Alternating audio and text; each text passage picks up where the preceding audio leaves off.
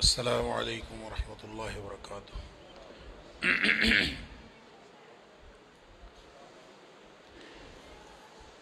الحمد للہ وکفا وسلام علی عبادہ الذین اصطفیٰ۔ اشہد ان لا الہ الا اللہ وحدہ لا شریک لہ واشہد ان محمدا عبدہ ورسولہ صلی اللہ علیہ وآلہ وسلم۔ اللہم صلی علی محمد وعلی آل محمد کما صلیت علی ابراہیم وعلی آل ابراہیم انک حمید مجید۔ اللہم بارک علی محمد وعلی آل محمد کما بارکت علی ابراہیم وعلی آل ابراہیم انک حمید مجید۔ اما بعد، اللہ کے فضل اور اس کی توفیق اور اس کی رحمت سے آج 22ویں پارے کے ساتھ ہمارا قیام مکمل ہوا۔ اللہ تعالی ہم سب کی طرف سے قبول فرمائے۔ 22ویں پارے میں سورۃ الاحزاب جاری ہے اور سورۃ الاحزاب کی بقیہ 43 آیات، آیت نمبر 31 سے آیت نمبر 73 تک اس پارے میں شامل ہیں۔ اس کے علاوہ 2 مکمل صورتیں آج کے پارے میں شامل ہیں، سورہ سبا اور سورہ فاطر۔ سورہ سبا کی 54 آیات ہیں اور سورہ فاطر کی 45، اور پھر پارے کے آخر پہ سورہ یاسین کا آغاز ہو جاتا ہے، اور سورہ یاسین کی ابتدائی 21 آیات وہ بھی آج کے پارے میں شامل ہیں۔ 22ویں پارے میں جہاں سے آغاز ہو رہا ہے یہ وہی بات ہے جو 21ویں پارے کے اختتام پر تھی، کہ 21ویں پارے کے اختتام پر اللہ کریم نے یہ فرمایا تھا نبی کریم صلی اللہ علیہ وسلم کی ازواج مطہرات کو کہ تمہارا مرتبہ اور مقام اور اہمیت معاشرے میں سب سے زیادہ ہے، اور جس کی اہمیت زیادہ ہوتی ہے اس کی ذمہ داری بھی زیادہ ہوتی ہے، لہٰذا اگر آپ لوگوں سے کوئی غلطی سرزد ہو جائے تو آپ کو دوہری سزا ملے گی باقی لوگوں سے۔ تو اس پارے کے ابتدا میں جو پہلی آیت ہے اس میں فرمایا کہ تم میں سے جو کوئی اللہ کی اور اس کے رسول صلی اللہ علیہ وسلم کی فرما برداری کرے گی اور نیک عمل کرے گی تو ہم اس کو اجر بھی دگنا دیں گے۔ نؤتیہا اجرہا مرتین، 2 دفعہ ہم اس کو ادا، گویا نیکی پر اجر بھی دوہرا ہے اور گناہ پر سزا بھی دگنی ہے۔ اس لیے کہ جو بلند مرتبت لوگ ہوتے ہیں ان کی معمولی غلطیاں بھی بڑے گناہ شمار ہوتے ہیں، اور اسی طرح وہ اجر میں بھی اللہ تعالیٰ ان کو بڑھا دیتا ہے۔ عمومی طور پر سورہ احزاب میں غزوہ احزاب کا ذکر بھی ہوا اور یہود و منافقین کی سازشوں کا بھی ذکر ہوا غزوہ احزاب کے موقع پر، اور ان کی مذمت بھی کی گئی، اور جو مخلصین اور صادقین ہیں ان کی مدح سرائی بھی کی گئی، آپ صلی اللہ علیہ وسلم کو تسلی بھی دی گئی کہ آپ اللہ پر بھروسہ رکھیں۔ ساتھ ہی ساتھ جو معاشرتی، اخلاقی اور آئلی احکام بیان کیے گئے ہیں اس سلسلے میں ازواج مطہرات کا ذکر ہو رہا ہے۔ پھر ازواج مطہرات کے ذریعے سے پوری امت کی عورتوں کو کچھ احکام دیے۔ اس میں ایک تو یہ ہے کہ نیک عمل کریں اور اللہ اور اس کے رسول صلی اللہ علیہ وسلم کی فرما برداری کریں۔ دوسرا یہ ہے کہ گفتگو میں احتیاط کریں، یعنی نیک عمل ویسے تو نیکی ہے ہی، عبادات ہیں ہی، گفتگو میں انتہائی احتیاط کی ضرورت ہے۔ فلا تخضعن بالقول فیطمع الذی فی قلبہ مرض وقلن قولا معروفا۔ اس لیے کہ جب بھی کوئی کسی سے بات ہو تو ان کے ساتھ بات کرتے ہوئے آواز میں نرمی نہیں ہونی چاہیے، بلکہ کھڑے اور کھرے لہجے میں بات ہونی چاہیے۔ اس لیے بھی کہ یا نساء النبی لستن کاحد من النساء، آپ عام عورتوں کی طرح نہیں ہو، اس لیے بھی، اور گویا ان کے ذریعے سے عام عورتوں کو بھی یہ بتایا جا رہا ہے کہ گفتگو میں احتیاط کیا کریں، اس لیے کہ گفتگو سے اگر لہجہ نرم رکھیں گے تو ہو سکتا ہے کہ جس شخص کے دل میں چور ہو وہ اپنی جو خب سے باطن ہے اس کا اظہار کرنا شروع کر۔ لہذا جب کبھی کسی غیر محرم سے بات ہو تو کھرے لہجے میں اور کھڑے لہجے میں عورتوں کو بات کرنی چاہیے۔ پھر آگے عورتوں کا دائرہ کار بتایا گیا ہے کہ عورتوں کا دائرہ کار کیا ہے، اپنے دائرہ کار میں رہا کرو، اور عورتوں کا دائرہ کار گھر ہے۔ وقرن فی بیوتکن، اپنے گھروں میں ٹکی رہا کرو، خواہ مخواہ بازاروں میں گلیوں میں دھکے نہ کھاتی پھرا کرو۔ ولا تبرجن تبرج الجاہلیت الاولی، اور خاص طور پہ زینت کا اظہار جو بن سور کے بازاروں میں جاتی ہو یہ اس طرح سے نہ گھوما کرو، یہ تو جاہلیت کے دور جاہلیت کے زینت کے اظہار کی طرح کا طریقہ ہے۔ نماز قائم کیا کرو، زکوٰۃ دیا کرو، اللہ اور اس کے رسول کی اطاعت کیا کرو. انما یرید اللہ لیذھب عنکم الرجس اہل البیت ویطہرکم. اللہ اہل بیت سے، گھر والوں سے ہر طرح کی جو نجاست ہے وہ دور کرنا چاہتا ہے، ہر طرح کی آلودگی دور کرنا چاہتا ہے. اور یہاں اہل البیت فرمایا، اور اہل البیت کن کو فرمایا جا رہا ہے؟ ازواج مطہرات کو فرمایا جا رہا ہے. اور یہ بات پہلے بھی ہو چکی، حضرت ابراہیم علیہ السلام کی جو زوجہ محترمہ کے حوالے سے ان کو بھی اللہ کریم نے اہل البیت فرمایا، وہ بھی گھر والے ہیں.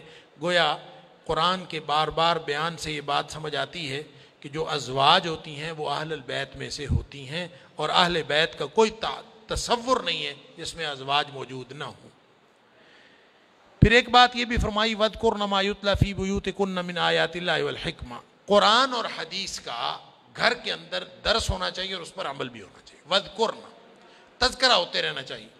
اس کا مطلب یہ ہے کہ گھروں کی چونکہ ملکہ عورت ہوتی ہے تو گھر کے اندر عورت کو یہ چاہیے کہ وہ قرآن اور حدیث کے درس کا اہتمام کرے. جن گھروں کے اندر قرآن اور حدیث کے درس کا اہتمام ہوتا ہے ان گھروں کے اندر اللہ تعالیٰ خاص قسم کی برکتیں نازل فرماتا ہے. آلودگیاں دور ہوتی ہیں، نجاستیں دور ہوتی ہیں، اور گندگی، شیطانی اثرات ہر طرح کے وہ دور ہوتے ہیں جس گھر میں یہ کام کیا جاتا ہے. اور ویسے بھی خواتین کا اس بارے میں توجہ کرنا وہ بہت زیادہ برکت کا باعث ہوتا ہے. یعنی مرد بھی دروس کا اہتمام کریں گے تو ان کو بھی اللہ تعالیٰ کی طرف سے برکت ملے گی، لیکن خاص طور پہ عورتوں کو گھروں کے اندر اگر وہ اہتمام کریں کتاب و سنت کی تعلیم کا بھی اور تدریس کا بھی اور ساتھ ہی ساتھ اس پر عمل کا، تو اس کی تو اللہ تعالیٰ نے خاص برکت رکھی ہے، اور اس کے ذریعے سے اللہ تعالیٰ گھر کے مردوں کو بھی سیدھا رستہ دکھاتا ہے. حضرت عمر فاروق رضی اللہ تعالیٰ عنہ جیسا جری آدمی وہ بہن کا قرآن سن کے مسلمان ہوا. تو اس کا مطلب یہ ہے کہ جو مائیں بہنیں اور بیٹیاں ہیں وہ اگر دین کی طرف راغب ہوں تو اس کے بڑے اثرات ہوتے ہیں. پھر آگے عام مومنین اور مومنات کو بشارت ہے. ام سلمہ رضی اللہ تعالیٰ عنہ اور دیگر جو صحابیات تھیں وہ نبی کریم صلی اللہ علیہ وسلم سے سوال کرتی تھیں کہ اکثر جو فضیلت کی باتیں ہیں، جو اکثر احکام ہیں، وہ مردوں کے لیے ہیں، عورتوں کے لیے خاص احکام نہیں ہے. اس پر اللہ کریم نے آیت نمبر 35 نازل فرمایا کہ یہ جو تمام احکام ہیں اس میں مرد جس میں شامل ہیں، جس میں مردوں کو خطاب کیا گیا ہے، ہر خطاب کے اندر عورتیں بھی شامل ہیں. لہذا فرمایا ان المسلمین والمسلمات والمؤمنین والمؤمنات والقانتین والقانتات والصادقین والصادقات والصابرین والصابرات والخاشعین والخاشعات. یعنی پوری ایک لسٹ دے دی ہے کہ جو بھی نیکی کا کام ہے وہ نیکی کرنے والا مرد ہو چاہے عورت ہو، سب کے لیے اللہ تعالیٰ نے لہم مغفرۃ واجرا عظیما، اللہ تعالیٰ نے ان کے لیے مغفرت اور اجر عظیم رکھا. زینب رضی اللہ تعالیٰ عنہا نبی کریم صلی اللہ علیہ وسلم کی پھوپھی ذات تھیں. آپ نے ان کا نکاح اپنے منہ بولے بیٹے زید سے کر دیا، نباہ نہیں ہوا. ظاہر ہے زید ایک غلام تھے اور ایک دوسرے خاندان سے دور دراز سے آئے ہوئے تھے، اور جو آپ کی کزن تھیں حضرت زینب آپ کی پھوپھی ذات تھیں، وہ ایک سید خاندان کی ایک سیدہ اور اشراف کے خاندان سے تعلق رکھتی تھی. مزاج کیسے مل سکتے تھے؟ اب ظاہر ہے کہ ان کا نباہ نہیں ہوا تو سمجھ آ گئی. حضرت زید نے نبی کریم صلی اللہ علیہ وسلم کو فرما دیا کہ میں نے طلاق دے دی.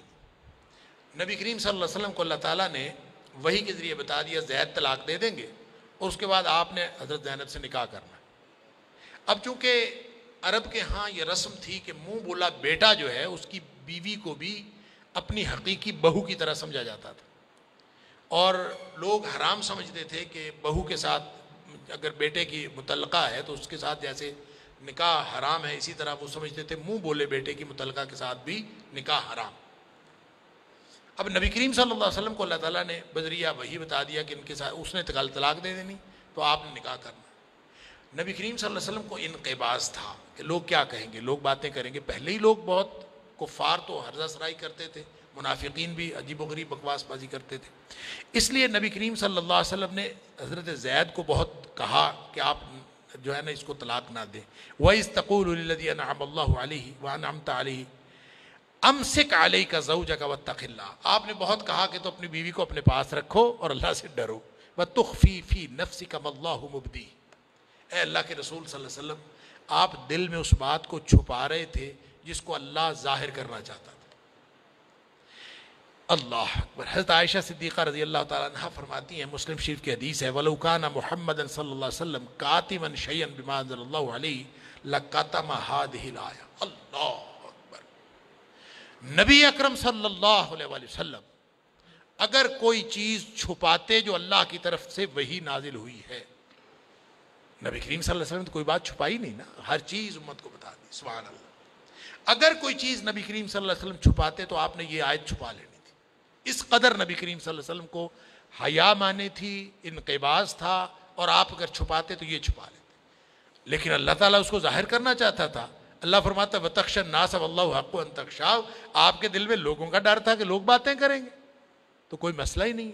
اس لیے فَلَمَّا قَضَىٰ زَيْدٌ مِّنْهَا وَطَرًا وَزَوَّجْنَاكَ لِكَيْ لَا يَكُونَ عَلَى الْمُؤْمِنِينَ حَرَجٌ، اللہ اصل میں قانون بنانا چاہتا تھا کہ جو منہ بولا بیٹا ہوتا ہے وہ حقیقی بیٹے کی طرح نہیں ہوتا۔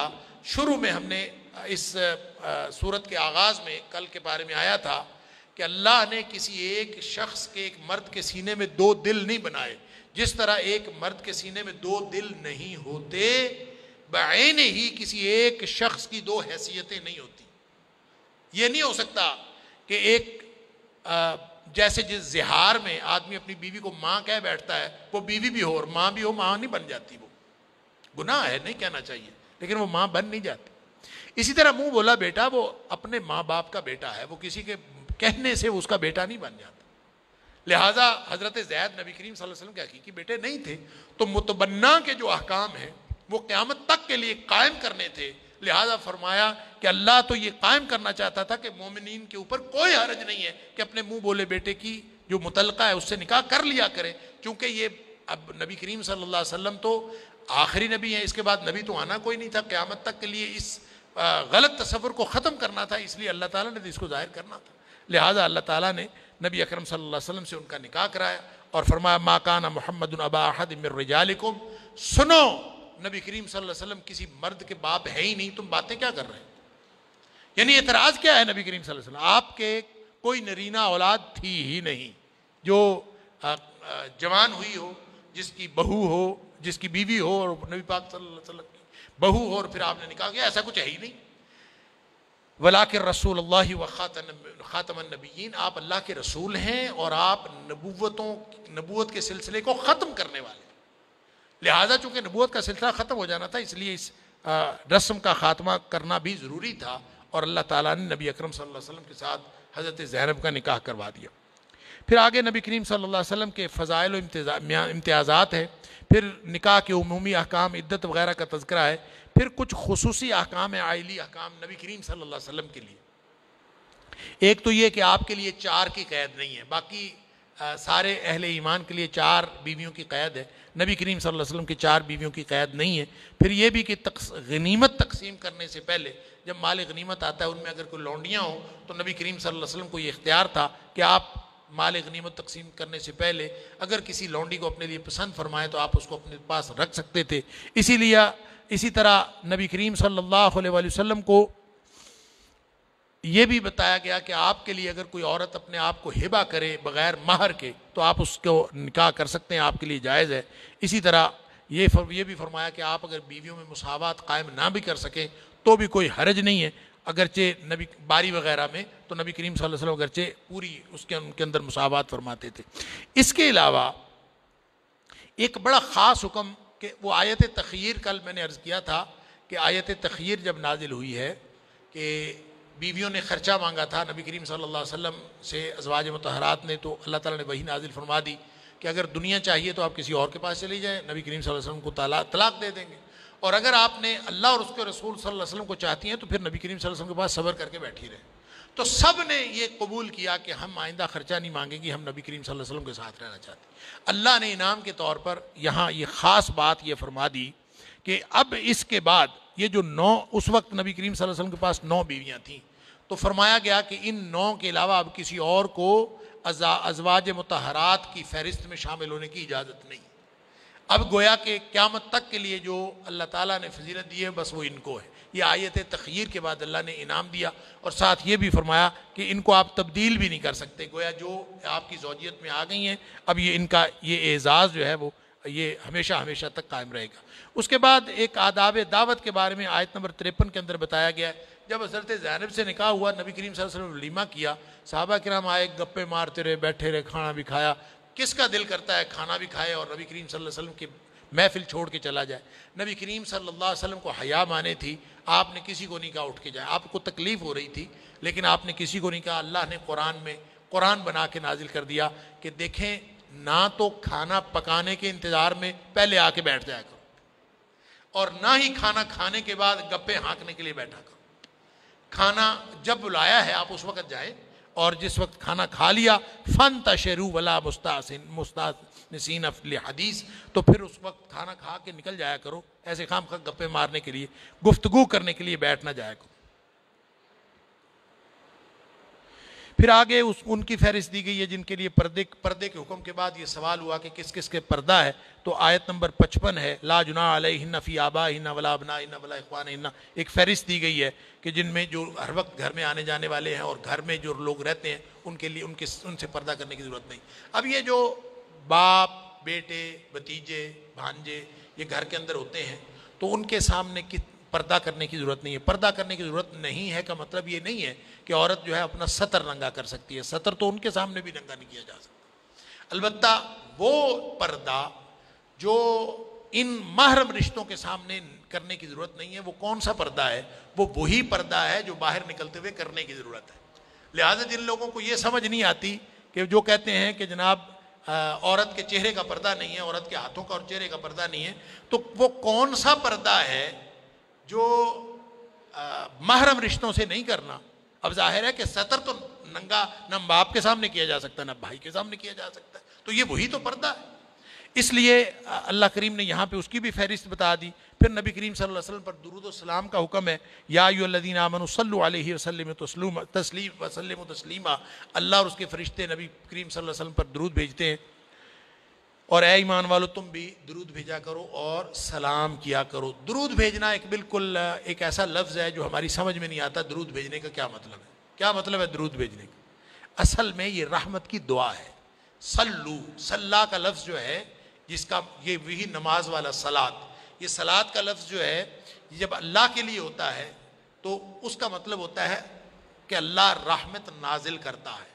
اللہ جب صلا کرتا ہے، صلو کرتا ہے، ان اللہ و ملائکتہ یصلون علی النبی، فرشتے اور اللہ نبی کریم صلی اللہ علیہ وسلم پر درود بھیجتے ہیں۔ کیا مطلب؟ اللہ رحمت نازل کرتا ہے نبی کریم صلی اللہ علیہ وسلم پر، اور فرشتے رحمت کی دعا کرتے ہیں۔ لہٰذا اے ایمان والو تم بھی نبی کریم صلی اللہ علیہ وسلم کے لیے رحمت کی دعا کیا کرو۔ یہ ہے درود بھیجنے کا مطلب کہ رحمت کی دعا کیا کرو۔ لہٰذا ہر وہ لفظ درود ہے جس میں رحمت کی دعا کی جائے۔ صحابی نے پوچھا تھا کعب بن عجرہ رضی اللہ تعالیٰ نے غالباً کہ اللہ کے رسول صلی اللہ علیہ وسلم سلام کا تو ہمیں پتہ ہے کیسے کرتے ہیں، کیسے وہ جو نماز میں پڑھتے ہیں السلام علیک ایھا النبی ورحمۃ اللہ وبرکاتہ، یہ نبی کریم صلی اللہ علیہ وسلم نے خود سکھایا۔ اللہ کے رسول سلام کا ہمیں پتہ چل گیا، الصلاۃ علیک ایھا النبی ورحمۃ اللہ وبرکاتہ، یہ ہم سلام کرتے۔ درود کیسے پڑھتا؟ نبی کریم صلی اللہ علیہ وسلم نے یہ درود سکھایا جو ہم نماز میں پڑھتے ہیں، اللہم صلی علی محمد وعلی آلہ، اے اللہ رحمتیں بھیج، رحمتیں نازل فرما محمد کریم صلی اللہ علیہ وسلم پر اور آل محمد پر، جس طرح تو نے رحمتیں نازل فرمائی ابراہیم علیہ السلام اور آل ابراہیم، اسی طرح اللہ برکتیں نازل فرما محمد اور آل محمد پر صلی اللہ علیہ وسلم۔ لہٰذا اس کے بارے میں بے شمار احکام ہیں۔ نبی کریم صلی اللہ علیہ وسلم پر درود کی بڑی فضیلت ہے۔ جو شخص ایک دفعہ درود نبی پاک صلی اللہ علیہ وسلم پر پڑھے، کیا مطلب؟ آپ کے لیے رحمت کی دعا کرے، اللہ تعالیٰ اس کے اوپر 10 رحمتیں نازل کرتا ہے، اور بعض روایات میں آتا ہے 10 رحمتیں نازل کرتا ہے، 10 گناہ معاف فرماتا ہے، 10 درجات بھی بڑھاتا ہے۔ اور اس کے بعد پردے کے مزید احکام ہیں کہ اہل ایمان کی عورتوں سے اور اپنی بیویوں سے کہہ دیجئے جب بھی گھر سے نکلا کریں یدنین علیہن من جلابیبہن، اپنے اوپر اپنی چادریں ڈال لیا کریں۔ اب دیکھیں گھر میں جو کپڑے پہننے ہیں وہ بھی سطر ڈھانپنے والے پہننے ہیں، باہر نکلنا ہے تو ایکسٹرا کپڑا اس کے اوپر لینا، اور ایکسٹرا کپڑا کیا ہے؟ وہ حجاب ہے جو اپنے آپ کو چھپا کے نکلنا ہے۔ یہی وہ حجاب ہے جس کے بارے میں فرمایا کہ الا ما ظہر منہا، خود سے کوئی چیز ظاہر ہو جائے، اوپر چادر لی ہوئی ہے، ہوا سے اڑ گئی یا ادھر ادھر ہو گئی، کوئی تھوڑا بہت ظاہر ہو جائے تو خیر ہے، لیکن اپنے آپ کو پوری طرح ڈھانپ کے نکلنا ہے۔ سورت کے آخر پہ ایک تو فرمایا کہ ایمان والوں سے کہیے کہ اللہ سے ڈرتے رہیں، بات بالکل درست اور سیدھی کیا کریں، قول سدید، خواہ مخواہ بات کے اندر ول پھیر نہ ڈالا کریں. اس طرح کریں گے تو اللہ تعالیٰ اعمال کے سارے معاملات اور سارے اعمال ان کی اصلاح فرما دے گا اور گزشتہ زندگی کے گناہ معاف فرما دے گا. گویا اصلاح معاملات کے لیے اور اللہ سے مغفرت حاصل کرنے کے لیے اپنی باتیں، اپنی گفتگو سیدھی کرو، گفتگو میں جھوٹ ختم کرو اور خواہ مخواہ لوگوں کو چکر دینے بند کرو. جب لوگوں کو انسان چکر دینے بند کرے گا تو اعمال اور معاملات درست ہوں گے. معاملات درست اس لیے نہیں ہوتے کہ لوگ دوسروں کو چکر دینے کی کوشش کرتے رہتے ہیں. سورہ سبا ہے، سورہ سبا بھی مکی صورت ہے. اس میں بنیادی عقائد، توحید، رسالت و آخرت کی بات ہے. مشرکین کے جو اعتراضات تھے معاندین کے، اس کا ذکر بھی ہے، اس کے لیے دلائل بھی ہیں. اور اصل میں بتایا یہ گیا ہے کہ اچھی جزا کا جو انحصار ہے وہ ایمان اور عمل صالح پر ہے. دو مثالیں دی ہیں ایمان اور عمل صالح کی. مثال کے طور پر داؤد علیہ السلام اور سلیمان علیہ السلام کی مثال ہے کہ جنہوں نے تکبر کی بجائے عاجزی اختیار کی. اور اسی طرح جو بغیر ایمان و کردار کے مال و اولاد رکھتے تھے، یعنی حضرت سلیمان علیہ السلام اور داؤد علیہ السلام کے پاس بھی مال بھی تھا، اولاد بھی تھی، اور جو لیکن ساتھ ایمان عطا فرمایا تھا اللہ نے. اور جن کے پاس بغیر ایمان کے مال اور اولاد تھا وہ ملکہ سبا اور ان کی قوم تھی، اس کا ذکر ہے. اور ان کو بالآخر تباہی و بربادی کا سامنا کرنا پڑا. توحید سے اور اللہ کی حمد سے یہ صورت کا آغاز ہوتا ہے. آگے قیامت کی حکمت ہے، جزا سزا کی بات ہے. داؤد اور سلیمان علیہ السلام کا ذکر ہے، ان کے اوپر جو انعامات ربانی ہیں ان کی تفصیل ہے کہ پہاڑ، درخت، پرندے ساتھ ان کے تسبیح کرتے تھے. لوہا ان کے لیے نرم بنایا گیا تھا. زیرہ سازی کی صنعت بہترین قسم کی ان کو ہاتھ سے جو بناتے تھے. ہوائیں ان کے لیے مسخر تھیں اور ایک پہاڑ ادھر کو مہینے بھر کی مسافت طے کر لیتی تھی. اور اسی طرح سے پگھلے ہوئے تانبے کا چشمہ تھا. جن بطور کارکن ان کو میسر تھے اور بڑی بڑی عمارتیں، ٹب اور مختلف دیگیں قسم کی لوہے کے بہت بڑے بڑے برتن بناتے تھے. وہ ایک شاندار انڈسٹری اللہ تعالیٰ نے ان کو عطا فرمائی تھی. سلیمان علیہ السلام کی وفات ہوئی نا تو جنوں نے ایک مشہور کر رکھی تھی بات. جن بھی اسی طرح سے کارکن اور مزدور ہوتے تھے جس طرح انسان ہوتے تھے. تو جنوں نے ایک بات انسانوں کے اوپر روب ڈالنے کے لیے کر رکھی تھی کہ ہم غیب جانتے ہیں. جیسے آج کل بھی بہت سارے لوگ عقیدہ رکھتے ہیں کہ شاید جنوں کو غیب کا علم. غیب کا علم سوائے اللہ کے کسی کو نہیں. جن بھی ککھ نہیں جانتے. فرق صرف یہ ہے کہ جن جو ہیں وہ ہمیں نظر نہیں آتے اور یہ مختلف جگہوں پہ موجود ہوتے ہیں. ظاہر ہے کہ اگر ہم کہیں کسی جگہ پرائیویٹلی مثلا باتھ روم میں ہم ہوتے ہیں یا کسی جگہ کمرے میں کنڈی لگا کے بیٹھے ہوتے ہیں تو جن تو وہاں داخل ہو جاتے جہاں ہوا چلی جاتی. لہٰذا یہ ہو سکتا ہے کہ انہوں نے کوئی معاملہ، کوئی واقعہ دیکھ لیا ہو، یہ کسی اپنے ساتھی جن کو بتا دیتے ہیں. پھر وہ شیاطین جو ہیں وہ ان کا آپس میں کنیکشن ہوتا ہے، وہ انسانوں میں سے بھی کسی شیطان کو بتا دیتے ہیں.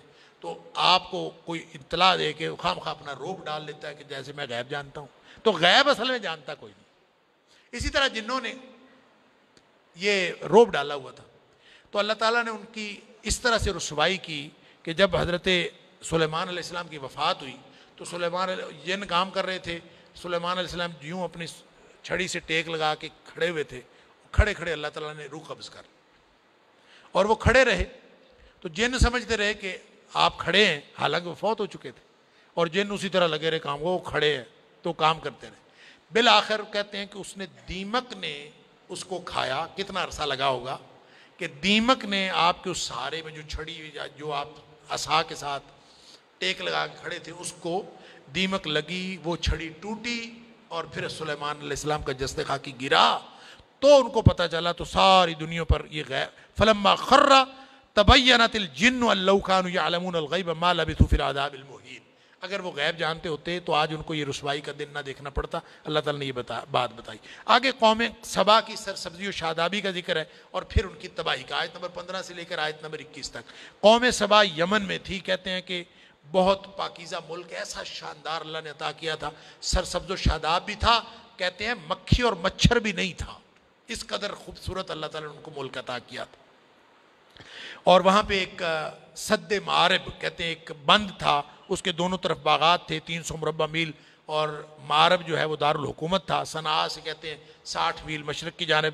تو وہ پھر ایک دفعہ وہ بند ٹوٹ گیا. اللہ بہت بڑا بند تھا اور وہ ٹوٹا. اور اہل تاریخ کہتے ہیں کہ یہ 542 عیسوی میں یہ ٹوٹا تھا اور خوب تباہی ہوئی تھی. اللہ تعالیٰ نے اس کا ذکر فرمایا ہے اور باقاعدہ سیل العرم آیت نمبر 16 کے اندر ذکر کیا کہ سیل العرم سے وہ تباہی بربادی اور وہ جو شاندار خوبصورت پھل پھول ہوتے تھے وہ سارے کے سارے جو ہے وہ کانٹے اور جھاڑیاں میں تبدیل ہو گئے اور سارا کھنڈر اور ویران بن گیا. اور یہ اللہ تعالیٰ نے گویا بتایا کہ جب اللہ تعالیٰ چاہتا ہے تو کسی بھی قوم کو ایک دم زمین پہ لے آتا ہے. پھر ان کو ایک تجارتی راستہ یمن سے لے کر شام تک دیا ہوا تھا. تجارتی راستے پہ جگہ جگہ پہ اللہ تعالیٰ نے ایک سسٹم بنا دیا کہ جگہ جگہ پہ ان کے بستیاں تھیں اور بہت زیادہ سینکڑوں کی تعداد میں بستیاں تھیں اور ان کو سفر میں کوئی دقت پیش نہیں آتی تھی. انہوں نے دعا کی اللہم باعد ربنا باعد بین اسفارنا وظلموا انفسہم. اللہ تعالیٰ فرماتا ہے کہ انہوں نے یہ دعا کی کہ اے اللہ ہمارے جو سفر ہے نا ان میں دوری پیدا کر. یعنی ہمیں سفر کا مزہ ہی نہیں آتا. ہم سفر پہ نکلتے ہیں, یہاں سے نکلتے ہیں آگے پھر بستی آ جاتی, پھر نکلتے ہیں پھر بستی آ جاتی, تو کوئی سفر کا احساس ہی نہیں ہوتا. تو ہمیں سفر میں کوئی دوری پیدا کر دے. یہ اسی طرح کی دعا تھی جس طرح کی بنی اسرائیل نے دعا کی تھی نا, من اور سلوا نہیں ہم نے کھانا, ہمیں سبزیاں کھانی ہیں, ہم محنت کریں گے اور مولیاں اور گاجریں اور ککڑیاں اور کھیرے ہم خود اگائیں گے اور خود کھائیں گے. حالانکہ اچھا بھلا پکا پکایا آتا تھا, بندہ کھا لیتا ہے. بہرحال انہوں نے پرخطر سفری جو راستہ تھا اس کی خواہش کی اور کہتے ہیں کہ یہ اللہ تعالیٰ نے پھر اس کو دیا یا نہیں دیا اس کا ذکر قرآن نے نہیں کیا. پھر آگے فرمایا کہ سفارش, لوگ کہتے ہیں اکثر لوگوں کا عقیدہ ہے کہ سفارش ہوگی ہم بچ جائیں گے. فرمایا سفارش بھی بغیر اجازت کے نہیں ہو سکتی. نبی اکرم صلی اللہ علیہ وسلم کی نبوت عام کا ذکر ہے, وما ارسلناک الا کافۃ للناس, آپ کو ساری انسانیت کے لیے نبی بنایا گیا ہے. اصل بات یہ ہے کہ نبی کریم صلی اللہ علیہ وسلم ساری انسانیت کے نبی نہیں ہیں, آپ ساری کائنات کے نبی, ساری انسانیت کے نہیں. یہاں ساری انسانیت بتایا, کہیں فرمایا کہ للعالمین نذیرا, تمام جہانوں کے آپ ڈرانے والے ہیں, کہیں فرمایا کافۃ للناس. لیکن اس طرح کے بیانات کا خلاصہ نبی کریم صلی اللہ علیہ وسلم کا وہ فرمان ہے جو مسلم شریف کے اندر موجود ہے. آپ نے فرمایا کہ فضلت علی الانبیاء بست, میں نے مجھے دیگر انبیاء کے اوپر 6 باتوں میں فضیلت دی گئی ہے. اس میں ایک بات آپ نے فرمایا ارسلت الی الخلق کافہ, مجھے تمام مخلوقات کی طرف رسول بنا کے بھیجا گیا. گویا مخلوق کون کون سی ہے, سوائے ایک اللہ کی ذات باہر باقی نکل رہتی ہے. اللہ کی ذات کے علاوہ باقی ساری کائنات کے نبی ہیں نبی اکرم صلی اللہ علیہ وسلم. آگے آیت نمبر 46 سے 48 ایک واضح نصیحت ہے, ضد چھوڑ دو اور سوچو بیٹھ کے, چاہے اکیلے سوچو, کہے ان تقوموا للہ مثنی و فرادا, اور سوچو کہ ثم تتفکروا, غور و فکر کرو کہ نبی کریم صلی اللہ علیہ وسلم اس قدر محنت سے تمہیں اللہ کا پیغام پہ پہنچا رہے ہیں. ما بصاحبکم من جنہ, ان کو کوئی جنون نہیں ہے, ان کو کوئی نعوذ باللہ من ذالک پاگل پن نہیں ہے. ان ہوا الا نذیر لکم بین یدی عذاب شدید, یہ تمہیں سخت عذاب سے ڈرا رہے ہیں, بچ جاؤ اس سے. بیٹھ کے سوچ لو آج, اور اگر آج تم فکر کر لو گے اور اس نبی کی بات مان لو گے جو نہ تو اجر مانگتے ہیں نہ کسی کو صلہ مانگتے ہیں, تو عذاب سے بچ جاؤ گے. ورنہ پھر عذاب تمہارے سامنے, اور عذاب کو دیکھ کر منکرین آخرت اس وقت کہیں گے قالوا آمنا بہ, ہم اس پر ایمان لائیں. پھر اس وقت ایمان لانے کا کوئی فائدہ نہیں. آگے سورہ فاطر ہے, سورہ فاطر بھی مکی ہے, اس میں دلائل توحید و رسالت ہیں. اور جس طرح سورہ سبا میں دنیاوی نعمتوں کا ذکر تھا, یہاں سورہ فاطر کے اندر دنیاوی نعمتوں کے ساتھ ساتھ اخروی نعمتوں کا ذکر بھی ہے. اور اس میں بھی تحمید و توحید کے دلائل سے آغاز ہوتا ہے. خالق کائنات لائق حمد و ثنا ہے, سبحان اللہ الحمدللہ فاطر السماوات. یہ جو الحمدللہ سے کل 5 صورتیں شروع ہوتی ہیں الحمدللہ سے, یعنی سورہ فاتحہ, سورہ الانعام, سورہ کہف, سورہ سبا اور پھر سورہ فاطر. یہ آخری صورت ہے جو الحمد سے شروع ہوتی ہے. اور اس میں اللہ تعالیٰ نے یہ بھی فرمایا کہ اللہ کی رحمت جو ہے وہ کسی کی پابند نہیں ہے. ما یفتح اللہ للناس من رحمت فلا ممسک لہا, جب اللہ جو ہے رحمت کے دروازے کھول دے تو اس کو کوئی روکنے والا نہیں ہے. کھول دے تو کوئی روک نہیں سکتا, اور اگر کوئی روک لے وما یمسک فلا مرسل لہ من بعدہ, اگر اللہ روک لے تو پھر اللہ کی رحمت کھولنے والا کوئی نہیں. تمام نعمتیں اللہ کی رحمت ہیں, اور اللہ جس کو چاہتا ہے اپنی رحمتیں عطا فرماتا ہے. اور یہ دنیا ایک دھوکہ ہے, شیطان دھوکے باز یہاں پھرتا ہے. فلا تغرنکم الحیات الدنیا, یہ دنیا کی زندگی بھی تمہیں دھوکے میں مبتلا نہ کر دے, اور بدبخت شیطان جو خود دھوکے باز ہے وہ بھی تمہیں کسی دھوکے میں مبتلا نہ کر دے. آگے آیت نمبر 9 سے 18 تک پھر دلائل توحید ہیں. تمام اعمال کا نتیجہ اللہ کے ہاتھ میں ہے, اور مراحل تخلیق پر غور کرو. الگ الگ میٹھے اور کھارے پانی کے چشمے, یہ بھی اللہ کی نشانیاں ہیں. سبحان اللہ. سمندر, مچھلیاں, تر و تازہ گوشت, یہ کشتیاں, یہ سب دن رات, سورج چاند, یہ سب اللہ کی نشانیاں ہیں. اور پھر یا الناس اے کائنات کے لوگو غور و فکر کیا کرو، انتم الفقراء الی اللہ، تم سب اللہ کے محتاج ہو، اور ایک اللہ غنی ہے، تم سب محتاج ہو، واللہ هو الغنی الحمید، اور جو منگتا ہوتا ہے وہ کبھی بھی معبود نہیں ہو سکتا۔ جب ساری مخلوق ہی منگتی ہے تو منگتوں میں سے کوئی معبود کیسے ہو سکتا ہے؟ ایک اکیلا اللہ، وہی خالق ہے، وہی الہ ہے، وہی داتا ہے۔ آگے پھر فرمایا کہ دو مختلف انجام ہیں، وما يستوي الاعمى والبصير ولا الظلمات ولا النور ولا الذل ولا الحرور۔ دنیا میں اتنے تضادات کے جوڑے ہیں، اللہ کریم نے وہ تضادات کے جوڑے بتا کے یہ بتایا کہ ایمان والا اور کفر والا برابر نہیں ہو سکتے، جس طرح اندھیرا اور روشنی برابر نہیں ہو سکتے، اندھا اور بینا برابر نہیں ہو سکتے، علم والا اور جاہل برابر نہیں ہو سکتے، اسی طرح ایمان والا اور کفر والا برابر نہیں ہو سکتے، اور ان دونوں کے انجام بھی ایک جیسے نہیں ہو سکتے۔ ایک کا انجام جنت ہے اور ایک کا انجام جہنم ہے، اللہ تعالیٰ معاف فرمائے۔ پھر فرمایا کہ جو نیک لوگ ہوتے ہیں، انما یخشى اللہ من عبادہ العلماء، جن کو اللہ تعالیٰ علم عطا فرماتا ہے وہ اللہ سے ڈرنے والے لوگ ہوتے ہیں۔ لہٰذا علم اصل میں ہے ہی خشیت کا نام، انما یخشى اللہ من عبادہ العلماء، جس کے پاس علم آتا ہے وہ علم کے ساتھ ساتھ اللہ کی خشیت، اللہ کی عظمت دل میں بیٹھتی چلی جاتی ہے، اور علم والا اس قدر جھکتا چلا جاتا۔ اور جس شخص کے دل میں علم کے ساتھ تکبر آ جائے اور وہ اپنے آپ کو کچھ سمجھنے شروع کر دے تو وہ علم تو دراصل اس کا دشمن ہے۔ رومی نے غالباً کہا تھا، علم را بر تن زنے مارے بود، علم را بر دل زنے یارے بود۔ علم کی چوٹ اگر دل پر پڑے، انسان کے قلب کی اصلاح کر دے تو یہ انسان کا دوست ہے، اور وہی علم بر تن زنے مارے بود، وہ اگر اس کا تعلق جسم کے ساتھ ہو، انسان جسمانی جو مختلف قسم کی سہولیات حاصل کرے اپنے علم کی بنیاد پر، اپنی فزیکل اور مادی سہولیات حاصل کرے، تو اس کا مطلب ہے وہ علم اس کے لیے سانپ ہے، اس کا دشمن۔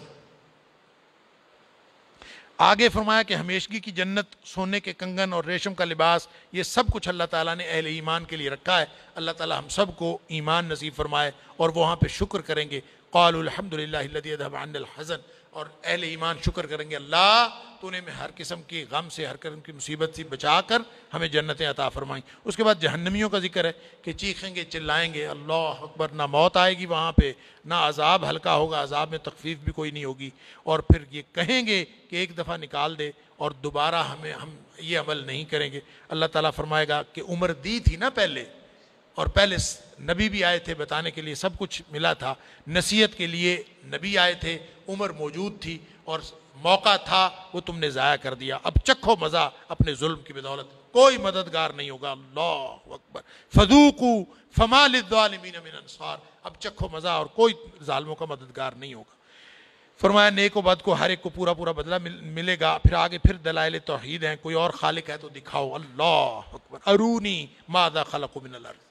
تم کہتے ہو کہ فلاں معبود ہے، فلاں معبود ہے، معبود وہ ہوتا ہے جو خالق ہوتا ہے، تو جس کو تم معبود بناتے ہو اور سمجھتے ہو، اے حبیب صلی اللہ علیہ وسلم ان کو کہو کہ مجھے دکھاؤ تو صحیح، انہوں نے پیدا کیا کیا ہے، ان کی کارکردگی کیا ہے، پرفارمنس کیا ہے، ان کے پاس طاقت کس بات کی ہے، اللہ اکبر۔ اور سورہ حج کے اندر ہم پڑھ آئے ہیں کہ اللہ تعالیٰ نے فرمایا کہ ایک مکھی تو بنا نہیں سکتے، مکھی بنانا بھی دور کی بات ہے، مکھی اگر کوئی چیز ان کے کھانا کھا رہے ہوں، حضرت ان کے آگے سے کھانا چھین کے لے جائے مکھی، یہ اس سے وہ کھانا واپس نہیں لے سکتے، اس قدر یہ طاقت والے ہیں۔ انا للہ و انا الیہ راجعون۔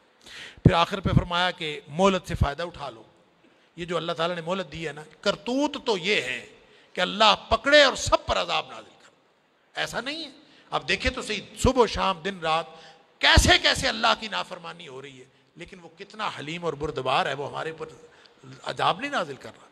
فرمایا وَلَوْ يُؤَاخِذُ اللَّهُ النَّاسَ بِمَا كَسَبُوا، کس قدر شرک ہو رہا ہے، ظلم ہو رہا ہے، کفر ہو رہا ہے، لیکن وہ اللہ کیسا بردبار ہے کہ وہ چپ کر کے مہلت دیے جا رہا ہے، مہلت دیے جا رہا ہے۔ فرمایا کہ اس مہلت سے فائدہ اٹھا لو، اگر اللہ لوگوں کے کرتوتوں کے سبب پکڑ لے نا، آج پکڑ لے، ما ترک علی ظہرہا من دابۃ، تو روئے زمین پر آپ کو کوئی جانور چلتا ہوا نظر نہ آئے، اللہ اتنا بڑا عذاب آئے، وَلَٰكِن يُؤَخِّرُهُمْ إِلَىٰ أَجَلٍ مُّسَمًّى، اس نے ایک مہلت دے رکھی ہے، اس سے فائدہ اٹھا لو۔